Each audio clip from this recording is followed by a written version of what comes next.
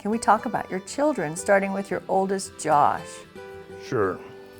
Well, of course, Josh was our firstborn, and we were new to the sport of children, and we always enjoyed him and whatnot. And when Josh was 3 years old, we were living on a ranch in Florida where we developed a really nice cattle program and horse program for a gentleman down there, and he unfortunately got cancer and died, so we were selling everything. And when Josh was 3 years of age, he and I loaded up the truck and trailer, and we went to Oklahoma. It was his birthday, and we were sitting on the couch there with Rusty, and I asked him, says, "You want to go to Oklahoma with me?" And he was 3 years old, and he said, "Yes," and was all excited. And I said, "Okay," and Rusty said, "Are you really gonna do that?" And I said, "Why not?"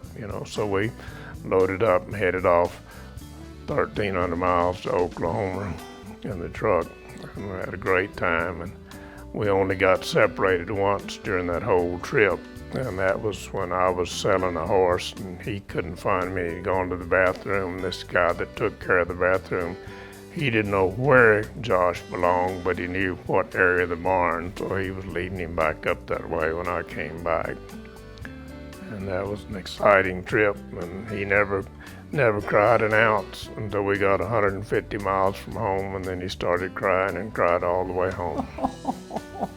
But Josh grew up through the 4-H program and knew at an early age that what he wanted to do was to be a horseman, and so he pursued that right away. Decided he would be better off not to go to college and go ahead and pursue his occupation and be that much further ahead. So he went to school part-time for the first year, and then after that he just has been a horseman ever since and been very successful.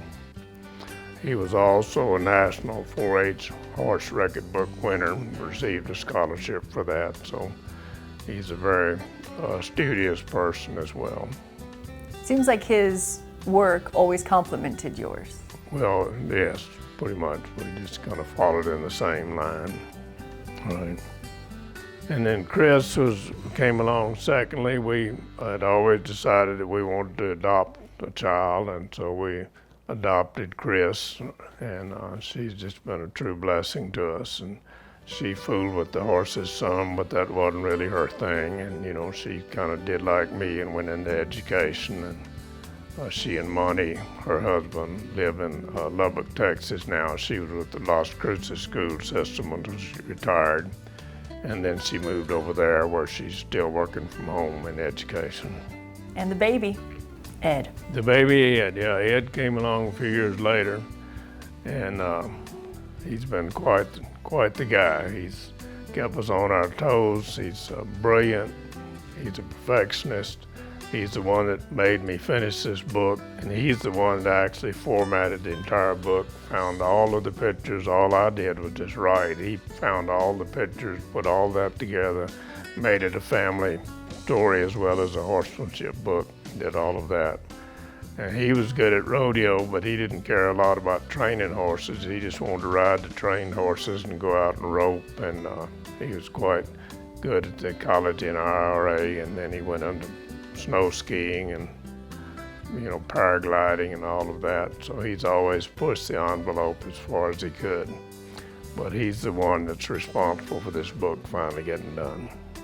And he was also my main anchor man on these packing trips with the college students, because when you take 15, 20 horses and a bunch of students, you're going to have some problems. And so Edward always handled all the big things there for me. I saw a photo of you and Ed wearing harnesses. It appeared you were attached to one another. Were you paragliding? Oh yeah, that's when he took me on a paragliding trip up in Aspen, Colorado. We ran off the mountain, jumped up, and all of a sudden our kite popped up and we're just floating out over the valley. Seems like a very dangerous idea. How young were you at this point? I was pretty old. I was 75. But nothing ventured, nothing gained. So off the mountain we went.